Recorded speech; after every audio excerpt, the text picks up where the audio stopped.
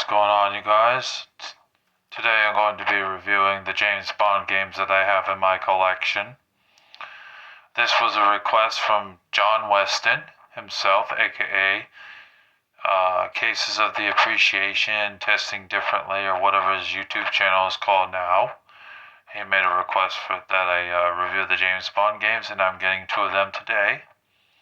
I don't have every James Bond game ever made, but I do have some that I found in my collection. I was looking through them to find them. So I just had to mention that there. So yeah, we will be talking about the James Bond games today. I will show you guys everything that I have in my collection for the James Bond games.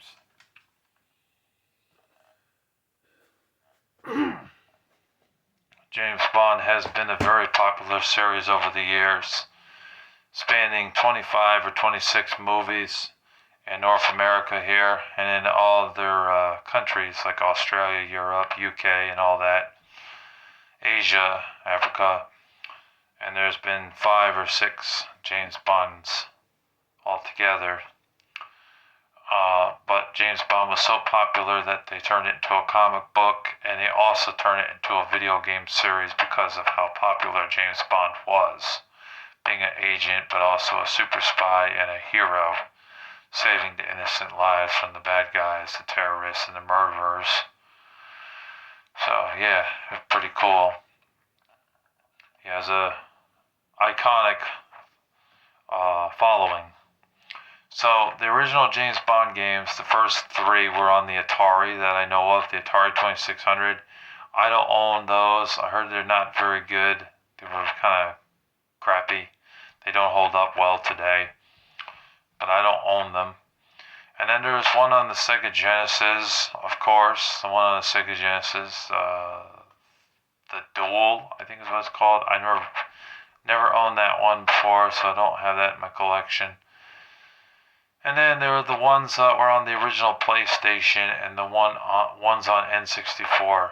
I actually do own one of them on the PlayStation, and that's Tomorrow Never Dies. I own that on the PlayStation. It's a third-person shooter game for the PlayStation. It was an okay game. It wasn't a first-person shooter. That's the thing with the James Bond games. Sometimes they're first-person shooters, and other times they're third-person shooters because you can actually see James Bond shooting stuff. But that was an okay licensed game. It wasn't terrible. It was a decent shooter game.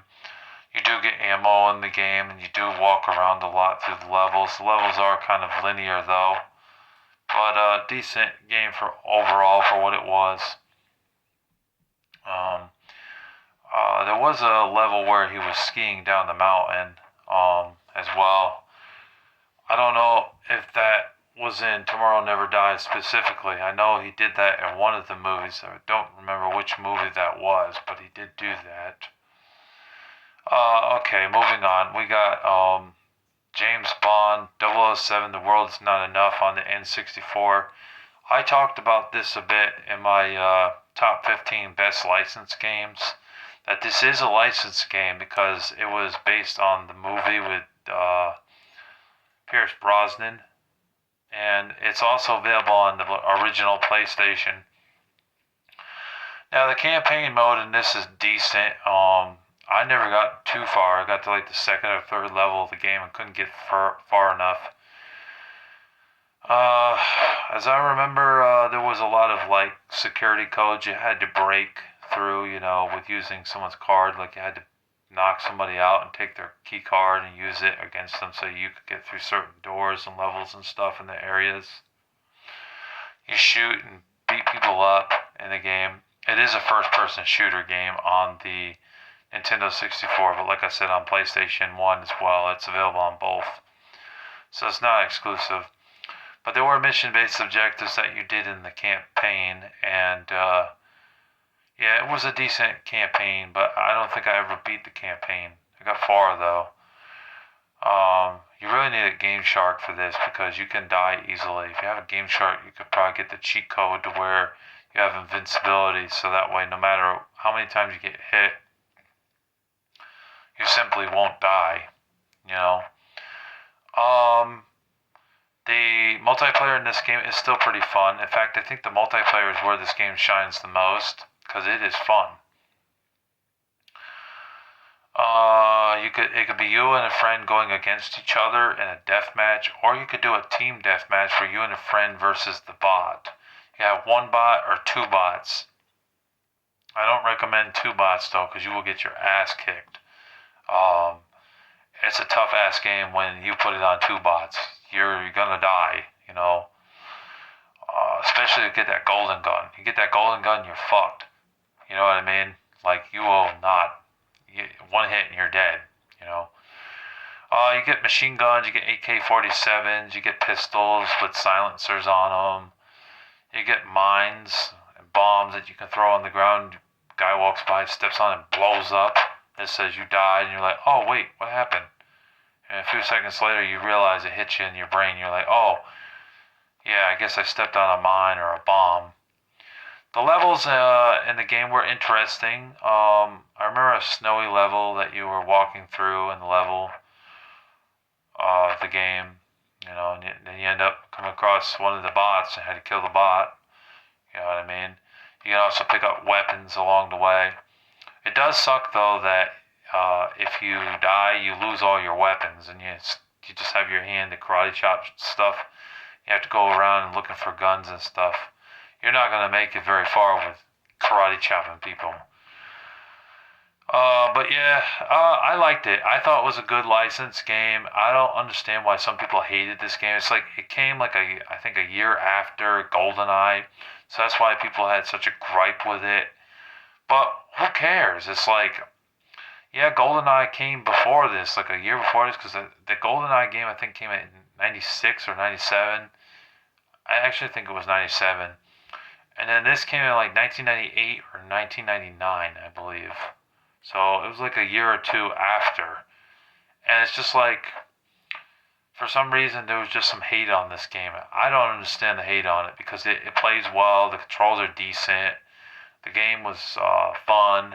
You know, it's not on the same level of GoldenEye, not at all, but it's still a good licensed game.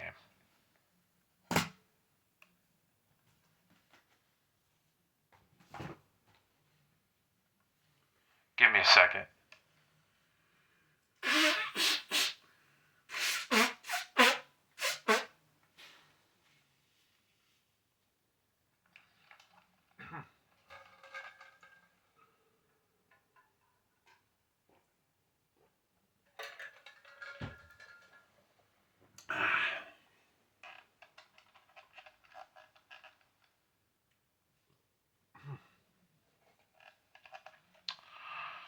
Next up I have is GoldenEye here. This is a really fun game on the N64. I've talked about this game before. I even have a gameplay video or two up there with Joseph. And we had a ton of fun playing GoldenEye. This is one of the best N64 games you could ever play. But I definitely recommend this game for sure. The campaign in this game was excellent. It's drawn out, very fun. Remember the faculty level where you're killing the bad guys, doing mission-based objectives? I remember that level where there was all that snow. I remember the level where there was the forest. I remember the forest level. That was a pain in the ass to get through, but you eventually do get through it. And there was that level where you're on the ship, and there was that plane that was sitting there that you had to detonate a bomb or something on it. And I remember the last level with the bridge. That was probably the hardest level in the game. I had to use a Game Shark for that to beat this game. But I do remember it, and it was a really good game. Excellent game. This is the best licensed game of all time. And yes, it is a licensed game because it was based on the movie, you know. But it was done right, and it's raved by a lot of people because it's an awesome game. It's an awesome first-person shooter on the N64. It was the best first-person shooter game ever made on the N64 next to Perfect Dark and the Turok games. It is damn fun. The multiplayer in this game, you can have up to 4 people playing the multiplayer, man. How like James Bond in it versus Moneypenny versus Odd Job versus the soldier or something. I forget the soldier's name, but it's good. It's just a really good game, and it stands the test of time. This game is 26 years old now, but it is just so much fun. It's a great game. And like I said, the multiplayer in this is excellent. It is so much fun. You can play this game for hours and not get bored. Like, that's how fun this game is. You can get the golden gun in this game. You can get the AK-47. You get a machine gun. It's like whitish gray looking. Bombs and mines that you can throw on the ground. Explosive devices. You can use a laser in your watch to kill people with that. Yeah, it's a really great game. You pick up gun ammo and other items in the game to help you out. There's a weapon called the Kebab or something, which fires off many bullets at one time. Yeah, this is a great game. Excellent first-person shooter game on N64, and it's a very fun James Bond game. I definitely recommend checking it out if you have an N64. It's amazing. Next up we have is 007 Everything or Nothing. I have this on PS2. I know it was also available on GameCube, and I think it was on the original Xbox. This changed the gameplay. It's a third-person shooter, not a first-person shooter. In the campaign mode, I think I got to level 3, and then I stopped playing it. But it was decent. The campaign mode is fun. There is a multiplayer in this game. It doesn't have in the multiplayer a split screen, though. It's you and your friend doing the campaign together. And that was honestly very boring. It was very boring. Me and my friend Joseph and I think Joey, when I was hanging out with Joey, would play the multiplayer for this, and it was just so boring. We turned it off. It wasn't fun at all. It was like shooting people, saving a few civilians, going from one end of the level to the other to unlock a gate, and then you do the same crap over and over and over and over and over and over again. It's boring. So this game's a 6 out of 10, I'd say. It isn't the worst game in the world. It's decent, but it still had its flaws and still wasn't as good of a James Bond game as some other James Bond games. But I don't hate this game overall. I thought it was decent, but don't play the multiplayer. It's so boring. Just play the campaign mode. You'll have some fun with the campaign mode, but don't expect another GoldenEye from this, because the campaign mode in this is nowhere near as fun as GoldenEye.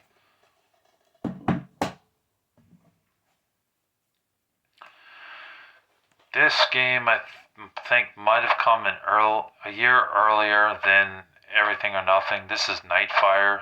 This was not based off a movie property, from what I know. I'm not sure if Everything or Nothing was or not. I don't think it was. But Nightfire was a damn good first-person shooter. Really fun game. Campaign was very fun. It was good. The last level was a pain in the ass, though. It's like that guy was throwing multiple rockets at you, you know. He took forever to kill. Forever. That part was really hard. But if you do beat him, I salute you. I got through the whole game except that last level. I cannot beat that guy with the rockets. Oh, man. He was just too hard. Oh, man. But other than that, I pretty much beat everything else. I beat the levels up to that last level, though. I don't know. Maybe somebody else could beat that last level, but I could not beat that last level at this game. But this was a great game. This was a lot of fun. The campaign was fun. Mission objectives were fun to do, most of them. I didn't like the repetitive dialogue in the game. Like if you're going somewhere and you're not going the right way, the person, your MI6 agent, will remind you where to go. James, go this way or go that way. And it's like, after a while, that got annoying. It's like, shut up. Please let me play the game. Shut your mouth. I don't want to hear you talk that. Just shut the hell up. Let me play the game. And leave me alone. But I would keep on talking. I had to mute the TV. But the multiplayer in this game was a lot of fun. You and your friend playing in the game. I think the GameCube version and Xbox version was easier because you had to buy a multi-tap for the PS2, and I never owned the multi-tap. So the GameCube and the Xbox, you could play up to 4 players. Yeah, on this one it says 1 to 2 players on the back, so you couldn't even use the multi-tap for the PS2 for this game. But yeah, I think the GameCube version you could play up to 4, and the Xbox version, so you might want to go with that version. But it is a lot of fun, the multiplayer, rather. And yeah, the levels were nice and drawn out and everything. It was a good game overall. I definitely recommend checking it out if you get a chance. It's not expensive. You can get this game for $10 or less. And then I also own 007 Agent Under Fire on PS2. I know it was also on Xbox and GameCube. This is another first-person shooter game. On the PS2, it's good. I could not get past that level, though, the 3rd level where you're in the car and you're driving. You got a time limit. And there were these obstacles that would get in your way that you had to shoot or blow up. Or there'd be like a ramp that you had to go up and over. And there was these other cars that were chasing after you, and you had to evade them. You had to get away from them. I couldn't get past that part. It was really hard, you know. It would have been nice to be able to get past that part, but I still haven't gotten past the part. It annoyed me. But I have seen the later levels of the game, and it looked interesting. It's a good James Bond game. It's not based on a movie, though. It's its own thing. But it was good. There is I kid you not, there is a part in this game where you can literally jump in the air, and like you'll be like in midair, and it's like a glitch. And there's a lady in the shower, and she's naked. That was very surprising for this game, because this game's rated T for teen. But yeah, no, there's a glitch where you can literally see a lady taking a shower and she's naked. Like, wow. The multiplayer in this game, I don't remember the multiplayer as much in this one. Gee, it's been a while, because I don't have that many friends that come over and play with me. My brother doesn't play video games, so yeah, so I'd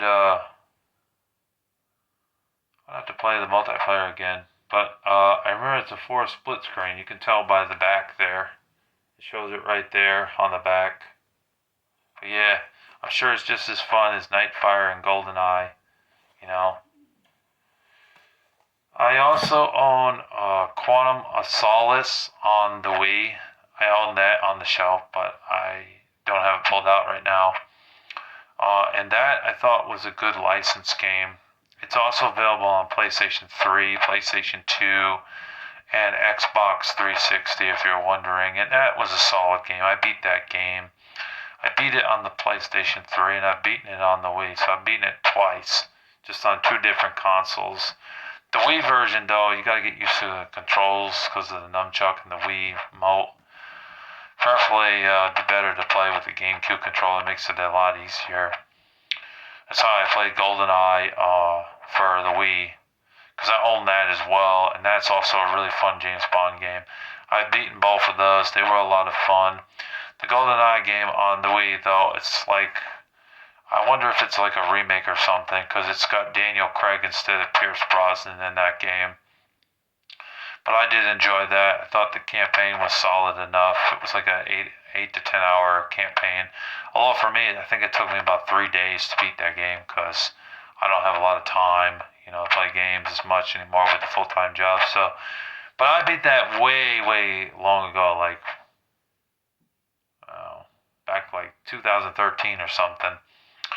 But yeah, it was good. I remember the ending level where there was that statue and there's a guy shooting multiple bullets and had to keep moving left to right and avoiding him and killing him.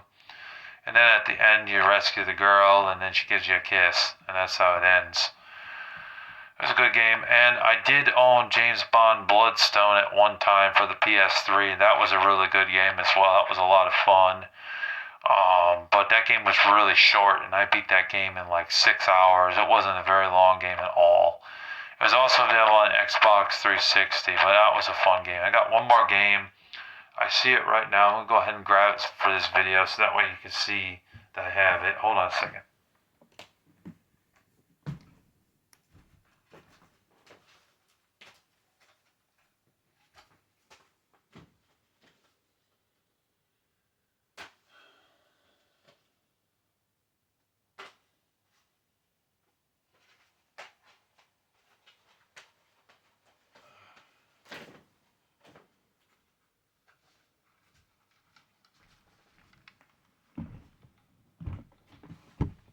I really should have taken a little bit more time to look through my stuff before filming this. But I want to get this video done for Mr. John Weston. I have 007 Legends for the Wii U. It was one of the only first-person shooter games to make it to the Wii U other than Call of Duty Ghosts. Mass Effect 3, which also ties in RPG elements because it's both. And Call of Duty Black Ops 2. There were not that many first-person shooter games on the Wii U, but this happened to be the other one. Now, this game is not exclusive to the Wii U. It's also available on the PlayStation 3, I believe, and it's also available on the Xbox 360. This game got shit on by XPlay and some other people when it first came out, but I honestly don't understand the problem with it. I thought it was a decent game overall. I didn't mind it. I thought it was pretty fun. It was a good first-person shooter game with Daniel Craig in it, playing James Bond. The gameplay was smooth, and it played well. And it's just your typical shooter, you know what I mean? Like, I don't see the problem in it. There was some driving segments in this game, too, where people were shooting at you, and you're in an indestructible car. The glass can't break and things like that. And just driving along and stuff, trying to make it from one point to the other without dying. And I think you do shoot the other cars, from what I remember. Yeah, honestly, this was a pretty good game. I don't understand the hate. It was one of those. This could be mentioned in part 2 of games people hate that I actually enjoyed, because I didn't hate this game. I thought it was a lot of fun. Let's see. I think there's a multiplayer in this game.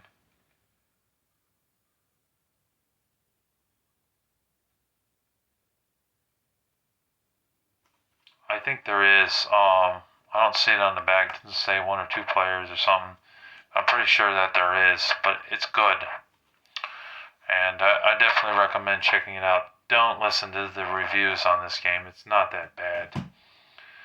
And of course, there is a new James Bond game that's coming out. It's called Last Light. It was supposed to come out in March coming up, but it got delayed till May 27th, I believe. So it won't be coming out then, but I guess it's because they're trying to fix some glitches in the game or something. So that looks like it'll be a lot of fun. I'm definitely looking forward to getting that on PS5. Probably won't get it when it first comes out, though, because it'll be like $70 or something. And I just don't feel games are worth buying at that price. So I'll wait for it to drop in price before I pick it up. And I know there was also a James Bond game called From Russia with Love, which was based off a movie that had Sean Connery in the game. And that was a third-person shooter game. That was released on PS2, Xbox, GameCube, and the PSP. That's a fun game. That's much better than Everything or Nothing, in my opinion, for a third-person shooter James Bond game. But I don't currently have that, I think. Or if I do, I own it on Xbox. I had it on PS2 at one point, but I gave that copy to Jack Goldkick, so I don't currently own it on PS2. But yeah, overall, I thought that was a pretty good PS2 game as well for James Bond. And I know there's another James Bond game on the PlayStation 1, which was a racing game. It was called 007 Racing. I don't own that, never played it, but I heard of it. And I heard it wasn't a very good game. It was like a shitty Twisted Metal type of game. It just wasn't good. I heard it sucks. So yeah, that one you don't need to check out. So yeah, that's about it for the James Bond games that I know of. There might be a few others that I'm not mentioning, but these are the ones that I know of. I hope you guys enjoyed watching this video, and I hope that you found it informative and helpful, and that you will definitely consider buying some of these because they're really fun games. And if you're a fan of James Bond, you have no excuse but to pick it up because they are a lot of fun. Anyways, be sure to hit that notification bell. Be sure to subscribe to Larry the Batman Fan. We got plenty of gaming videos on the way. This is a new one, and we have plenty more to come. We also do lots of movie reviews and music reviews, and we talk about religion here on the channel. We did do some rant videos in the past, but I'm kind of putting that behind me now, so there won't be very many rant videos. But anyway, thank you for watching, and I hope you enjoyed. God bless you, and have a wonderful day. Take care. Peace.